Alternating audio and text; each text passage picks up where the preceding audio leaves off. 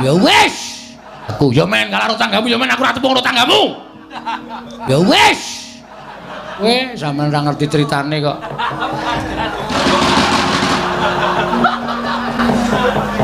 Yo. 300. Lho.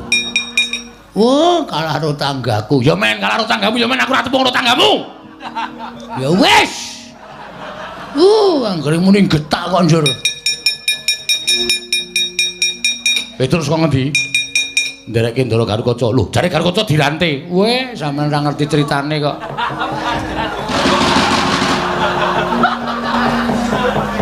Garukaca ana loro, enten loro, sing asli karo sing nyolong Ndara Haknyanawati. Wah, setan kok. Bagong celuk, bagong celuk. Enten apa to? Celun.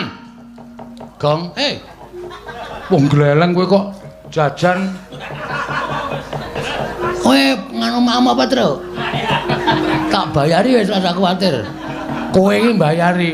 Kowe ditimbali Ndara Baladewa. Engko gampang sing penting mangan sik. Sate apa? Waduh. Sate ya? Ya. Sate kere. Wah.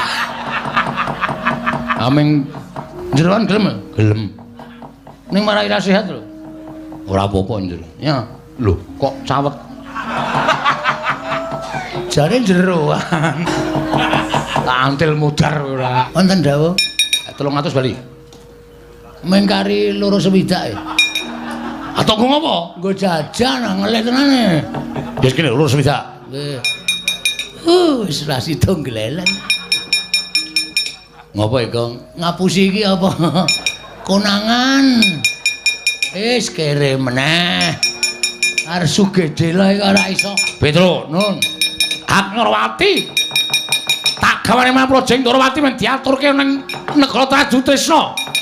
Men diterke dening Kyai Prabu Ndarawati. Nggih, monggo mawon. Ayo Haknyanawati monggo.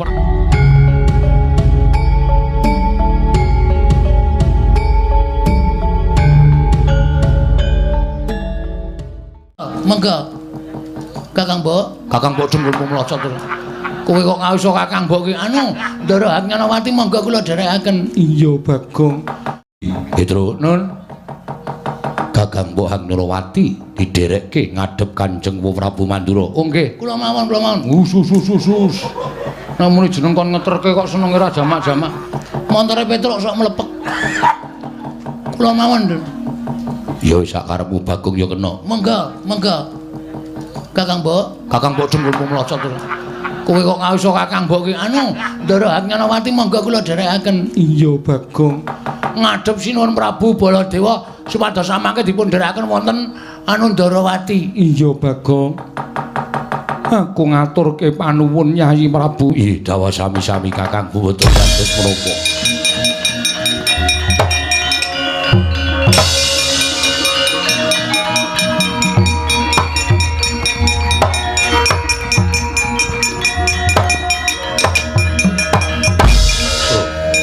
Iki Bagong iki. Nggih. Lha iki Haknyanawati ya. Kasinggihan wa Prabu kula ingkang putra pun Haknyanawati. Weh, adal. Lah saka ngendi? Kowe dicolong karo Garukaca. Sanes wa nanging kula dipun cidra. Wujudipun raseksa ingkang memba Yayi Prabu ing pringgondani. Wah, adal. Wah, upama ora nganggo pitung mawar Kudra wis mateni karo anake dhewe. Nek mboten wonten kula mboten slamet niki Dewi Haknyanawati. Lho. Sing nyelametke Haknyanawati sapa? Lho kula no. Lho, apa kowe? Weh, do omonge kok anggepe terus Bagong ki ra dadi ra entuk dadi lakon piye? Kowe kok Gatotkaca? Gatotkaca genah dirante kok nganggo nalar. Nah ora tak slametke dadi apa Prabu Stijo ra ndek bojo kaya ngene. Ya wis nek kepancen aku ngaturke panuwun. Padha-padha apa mawon cukup manuwun tok. Lho, lak karmu kula wingi nyelametke tangga kula wae 600 kok. Lho. Tanggamu kena apa? Tangga kula niku kula slametke ya dicolong wong lanang ngono tak balekke. Nggawe amplop 600 kok. Ratu kok ming matur nuwun. Ya wis nyo, tampan ngono. Ora bakal wegah Baladewa kelangan ragat. Yo. 300. Lho. Wah, kalah karo tanggaku. Ya men, kalah karo tanggamu, ya men aku ora tepung karo tanggamu. Ya wis. Anggere muni getak kok njur. Lumayan. Terus kok ngendi? Ndereke Ndara Garukaca. Lho, jare Garukaca dirante. Weh, sampean ora ngerti critane kok.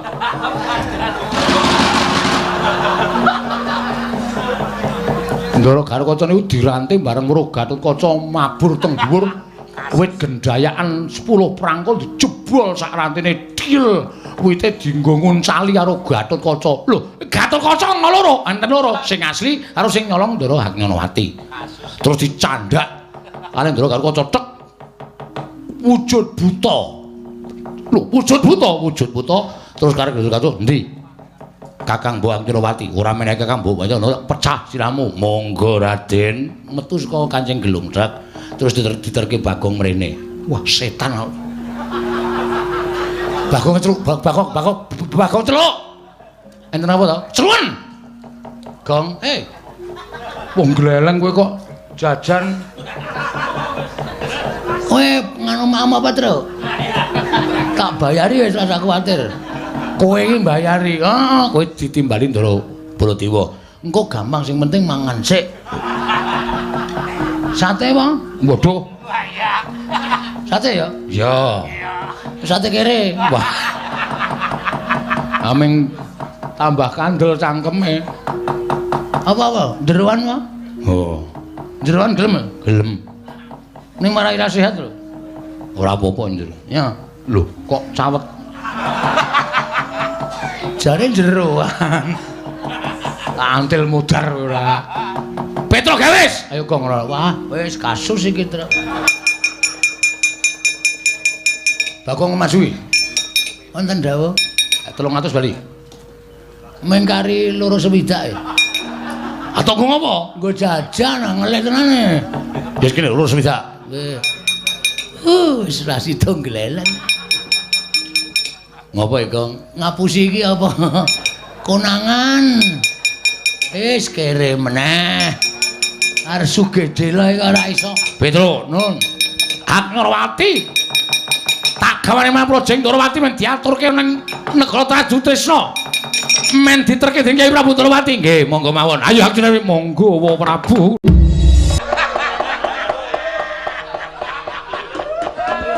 Ngopo terus? Mboten sindene ngelik kok suwuk.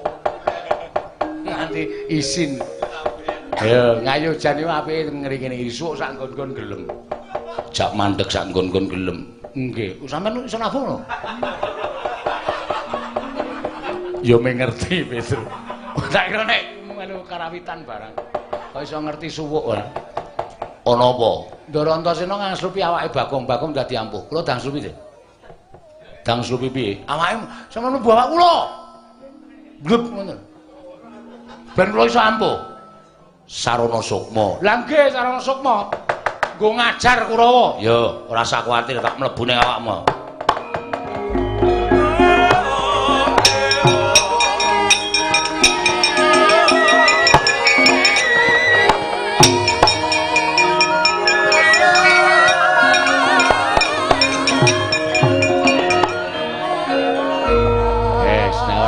Iki ora gayeng. Kula iso ambles bumi? Iso. Terus kekuatan kula iso nyembur kaya ula. Wah, gawe melonyoh ndasmu kowe Gong. Anggere pamer tak ngono nglothok kulite ora.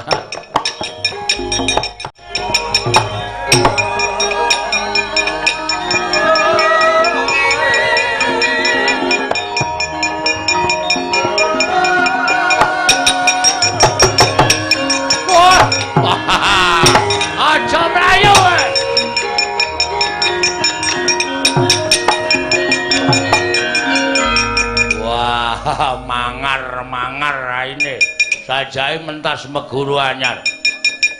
Rasa kokean gunem sing tanpa guna Widrasana. Kowe mau ngajar aku untuk banting ting aja tos jos banting aja tos jiwit kempal bengkal. Saiki wayaning mangsa kala kowe du ngerti kadhik dayane Wah, ayo nek pancen kowe ndek kekuatan, tokno legane ngatiku. Weh, kowe arep wani karo Bagong. Rakon lho. Ati iblis motor wae, ada putus kowe.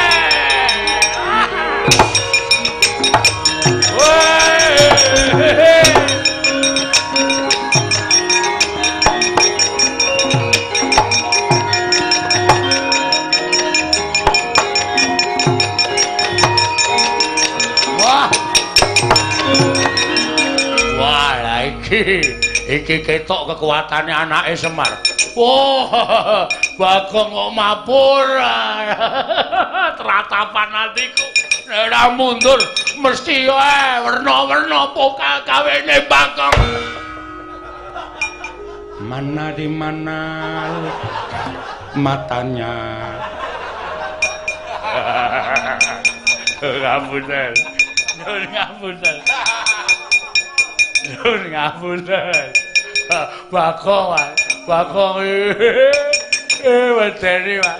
Bagong apa? Kowe iki karo Pangeran Pati kok kalah karo Bagong.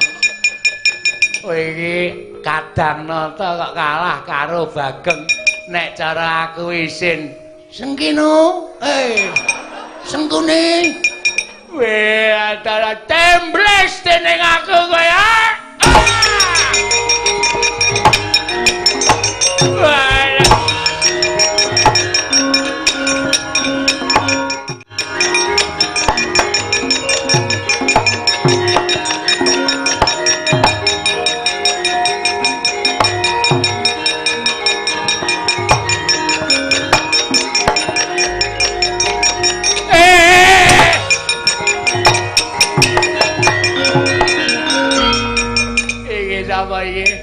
Iki sapa awakku dibleseke nang lemah sak wudel iki sapa iki? Apa ora kowe? Gong. Ora nang kono ta kowe? Marai kleru aku. Mumet dasku kok. Nimbles ki iki lho. Kaya ndase padha dasmu kowe. Ndase padha. Aduh Petro, aku kapok. Petro. Kowe kutok apa Petro? Tak pendem. Lho. Piye carane le ngeduk jugangan? Aku ora ngeduk jugangan, aku Kang Supan Ndara Antarja. Wah, gleleng kowe. Ning kowe ora iso mabur. Ning nyengget kowe iso. Ya ora sengget-senggetan damai pokoke. Sing diajar Sengkuni, aduh aku culno. Aku kapok. Ayo. Mati tanganku ra iso nyekel sirah. Petro aku culno. Bagong aku culno, aku tak melayu Petro, aku culno, aku tak melayu ngono kan.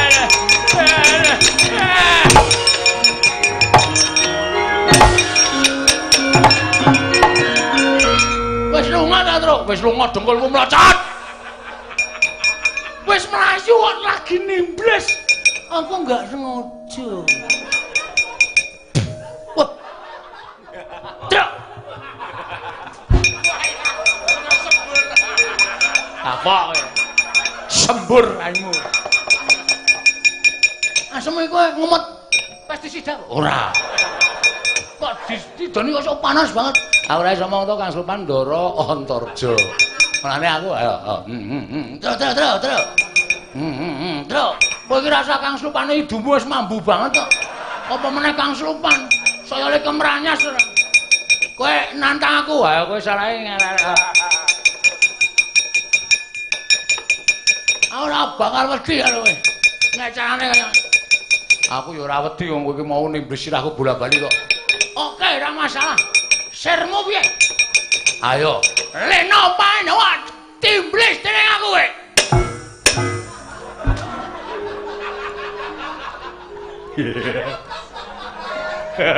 Es do metu, Gong. Sok nenek metu ya omong. Ora meneng-menengan. Sengit aku nek meneng-meneng kaya piye ngono rasane. Mesti lho Ponokawan kok mesti kaya ngono ya Dimas. Lah aku dikon karo Bagong kok, Kang. Sisane Kurawa singkirke ya, Kang yo. aja nganti ana sing sisa ning Karang Kadempel. Ayo Yayi tak derekake.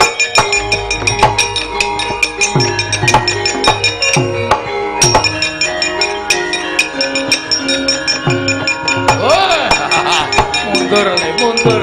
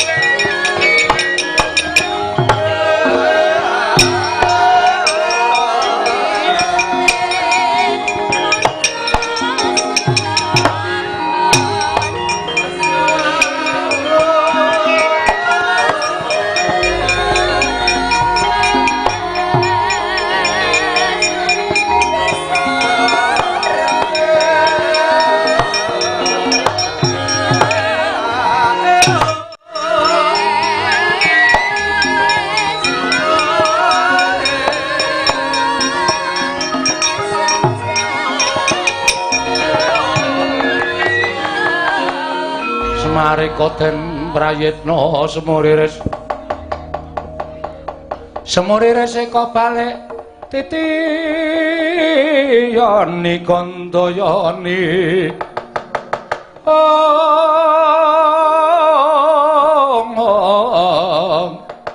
Trisanya purnama sasi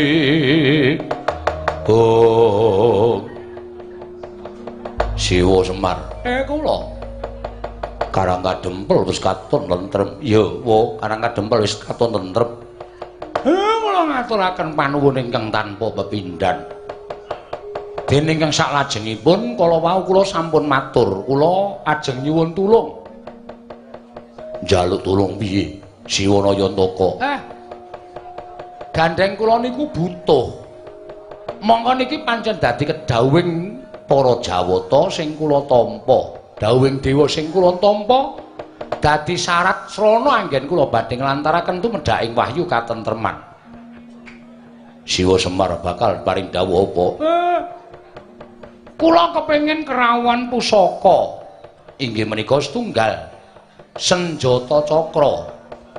Angka 2 pustaka Jamus Myang Jimat Klimasada, angka 3-nipun Kyai Nenggala. Gandeng pusaka 3 niku sing kula butuhke mongko niki dadi syarat. Lah sakniki kula tak balekke kalih sampeyan-sampeyan. Kira-kira putra-putra Pandhawa niki sinten sing wani matur kaliyan ingkang kagungan? Kula tak nyuwun priksa. Kados pundi ya Mas? Waduh, aku dhewe uga bingung. Dimas Gatotkaca. Yen Dimas Antasena piye? Wis nek miturut aku gandeng dawuh iki kakekne Semar. Monggo kakekne Semar iki dituwake karo para Pandhawa. Matur wae apa anane. Lan kowe karo aku wajib nyendikani, Kang. Nek perlu mbelani karo kakekne Semar iki aja ketanggungan. Tegese aja mung mertanggung ning lahir batin. Nadan awak dhewe diadepke marang perkara sing angel sarta rungsit lan rumpil kaya ngene, wajibe kowe aku tetep mleksanani. Siwa Semar, kula yen pancen kaya ngono aku sing saguh sowan marang negara Ndorowati nyuwun ngambil senjata cakra saka ngersane Kanjeng Prabu Ndorowati. Niku tenan? Yo, tenan. Saestu lho. Yo, nek enten apa-napa sampean wani nanggung? Wani nanggung. Syukur. Yen ngono aku tak sowan marang negara Mandura tak nyuwun ngambil Kyai Nenggala.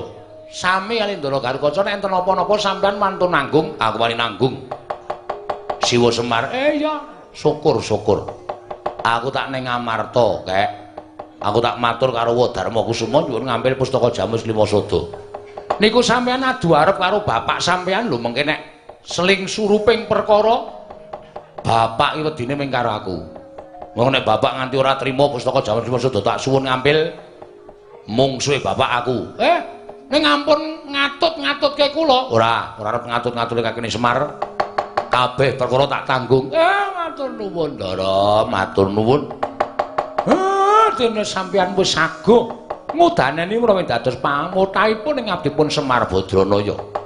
Kula tenggo teng Karang Kadempel ampun suwe-suwe mengke ndak aber daya kekuwataning wahyu.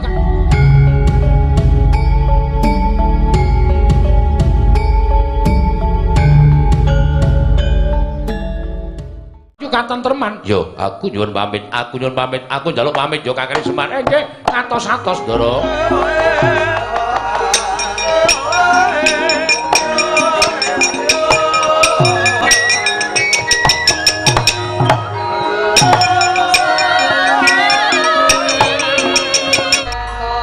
Long-long indriya mangu-mangu. Mangunggung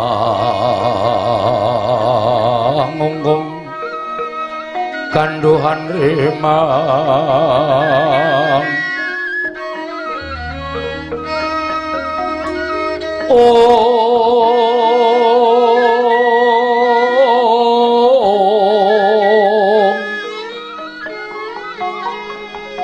lerlena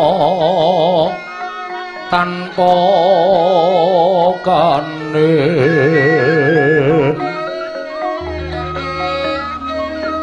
yen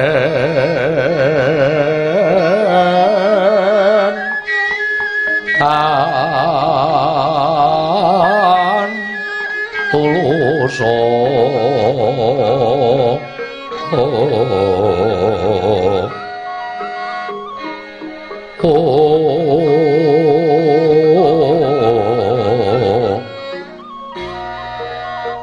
Amanggo sang dia utomo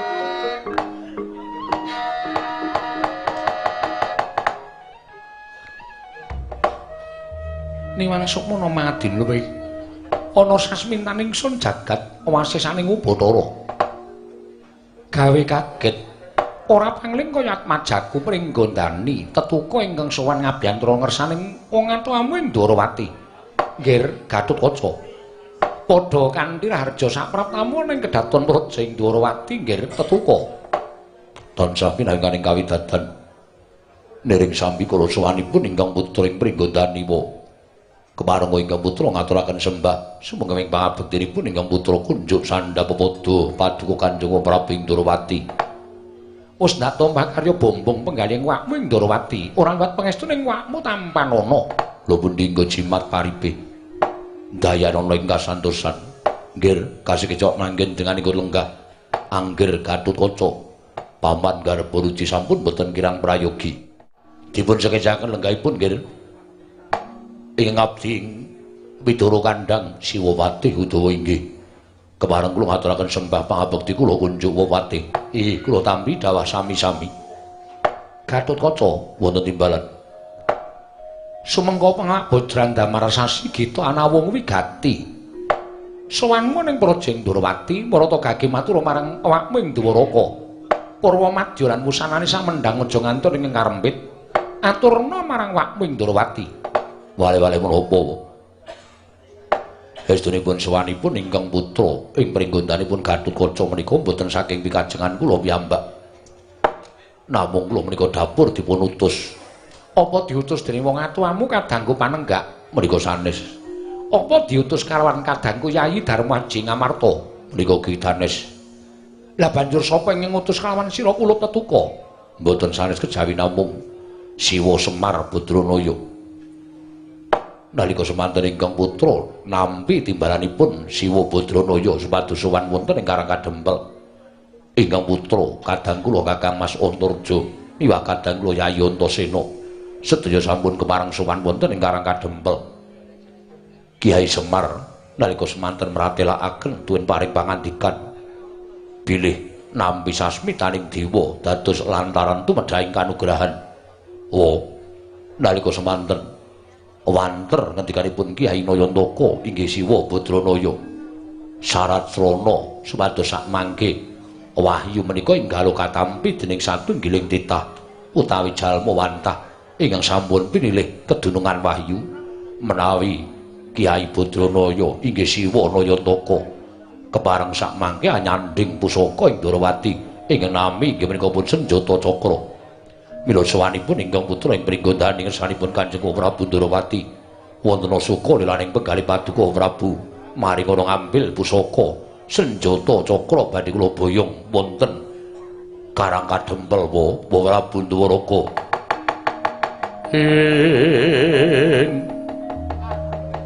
Kagatri sang kapirang uri nangkul kinampet gampedo sang reknaning bawana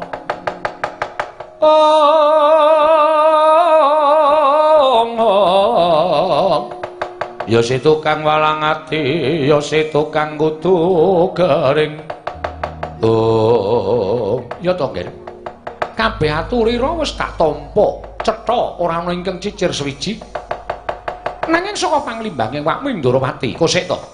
Lah ing atase Semar Badranaya kuwi derajate ngaceplik kuwi wong loro saudon telu saurupan pangkate amung batur jejere amung Panakawan. Lah kok wani bakal nyuwun ngambil pusaka Senjata Cakra apa anggepmu pusaka Senjata Cakra ki pusaka loro saudon telu saurupan kuwi gedhe dayane pamunahing satru sekti ingkang ora kuat kesarta ingkang ora sak timbang sak bobot kan kekuwataning Senjata Cakra bakal lebur tumpur tanpa dadi. Mula kang saka kuwi Gatotkaca kowe bali nyang Karang Gandempel matura marang Kakang Semar Badranaya yen to apa kang dadi penjaluke nuwun sewu nata Ndarawati ora isa ngudaneni Gatotkaca.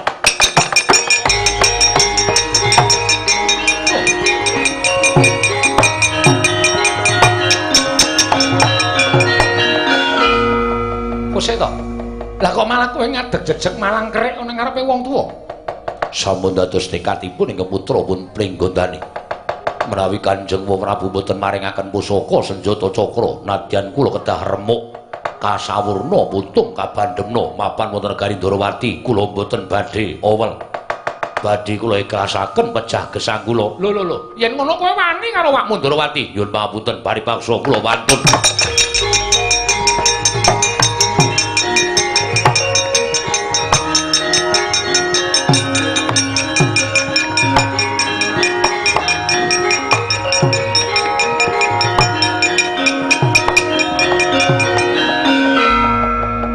Sewu nggih. Mestinipun kula menika mboten badhe cawe-cawe perkawis menika, namung nuwun sewu gandeng kula menika pangkatipun senopati. Tentrem lan botenipun negari Ndarawati menika gumantung dhateng senopatinipun menawi anggir Gatotkaca badhe. Nuwun sewu wantun kaliyan Kang Woh Ndarawati kula ingkang boten narimaken. Menawi jengandika anggir Gatotkaca badhe kepareng wantun dhateng Kanjeng Prabu Ndarawati kula aturi nglangkahi kuwandanipun ingkang pamaninggal Baruji. Ora sah gogan gunung sing tanpa guna.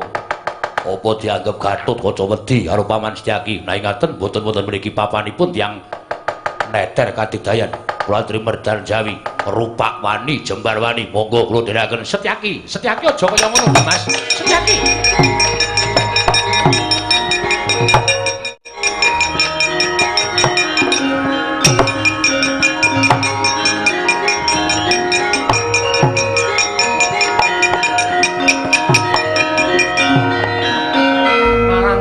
Kaya ndo mentang-mentang kaya gendhewa kowe ora menang karo anakmu Pringgondani. Yen wis kaya ngene iki mbebayani, mula kowe ora usah melu-melu perkara iki tak rampungane dhewe. Ora, Bu. Anggir Gatotkaca sampun kepanjingan. Pakarti ingkang boten sae. Nyatanipun piyambakipun wantun kalian tiyang sepuh, wantun kalian pepunden. Menawi boten kula ingkang ngemutaken sinten malih. Wis, kowe ora usah dadak melu-melu Gatotkaca wonten timbalan. Yen ngono wis tok antepi tenan kowe wani karo wakmu Ndarawati sing tawedene awane tinimbang kula dipun dukani dening Kyai Semar kula mboten saged netepi dhateng jiwaning satria ingkang saguh nanging nyatanipun mboten kasembadan boyong Senjata Cakra luwung kula pejah wonten ing papan mriki kula wantun ngantepi kula ikhlas nglampahi pejah wonten negaring Pringgondani tiban Senjata Cakra kelakon glundung sirahmu parak.